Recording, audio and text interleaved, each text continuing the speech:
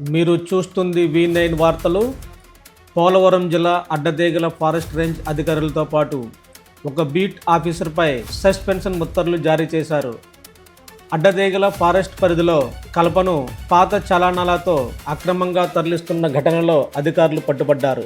ఈ ఘటనపై Addateegala sub divisional forest officer Subbareddy విచారణ చేపట్టగా అడ్డదేగల ఫారెస్ట్లోని సి ప్రాంతం నుంచి అక్రమ తరలింపులు జరుగుతున్నట్లు తెలిసింది.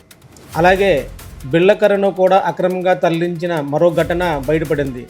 పూర్తి స్థాయి విచారణలో రేంజ్ అధికారి అనుమతులతోనే అక్రమాలు జరిగినట్లు నిర్ధారణ కావడంతో నివేదిక ఆధారంగా PCCF సస్పెన్షన్ ఉత్తర్వులు జారీ చేశారు.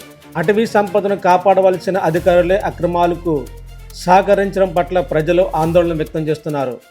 అక్రమ వనదోపిడీపై కఠిన చర్యలు తీసుకోవాలని పర్యావరణవాదులు అలాగే ప్రజా సంఘాలు డిమాండ్ చేస్తున్నాయి.